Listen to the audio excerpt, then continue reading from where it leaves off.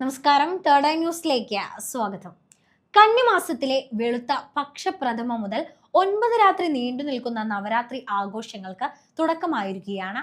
ബ്രാഹ്മണ ഭവനങ്ങളിലും സമൂഹ മഠങ്ങളിലും പ്രധാന ഹൈന്ദവ ക്ഷേത്രങ്ങളിലും ബൊമ്മക്കൊല്ലു ഒരുക്കിയാണ് നവരാത്രി ആഘോഷം നടത്തുന്നത്.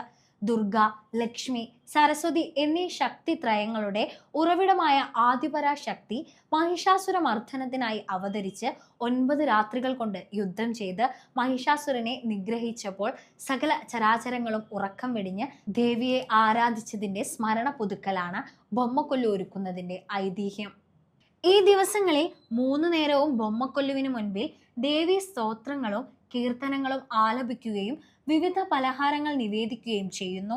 ആദ്യത്തെ 3 ദിവസം ദുർഗയായും അടുത്ത 3 ദിവസം മഹാലക്ഷ്മിയായും തുടർന്നുള്ള 3 ദിവസങ്ങൾ സരസ്വതിയായും സങ്കല്പിച്ച് പൂജ നടത്തുന്നു. ബൊമ്മക്കൊല്ലു കാണാൻ വരുന്ന സുമംഗലികളെയും കന്യകമാരെയും ദേവീ രൂപത്തിൽ സ്വീകരിച്ച് സൽക്കരിച്ച് അവർക്ക് ഫല താമ്പൂലം, വസ്ത്രം, ആഭരണങ്ങൾ, വിവിധ മധുര പലഹാരങ്ങൾ എന്നിവ നൽകുന്നു. ഈ വർഷത്തെ നവരാത്രി ആഘോഷങ്ങൾ 11 ദിവസം നീണ്ടു നിൽക്കുന്നു. 29-ന് വൈകിട്ടാണ് പൂജവയ്പ്, 30-ന് ദുർഗാഷ്ടമി, 1-ന് മഹാനവമി, 2-ന് വിജയദശമി വിദ്യാരംഭം.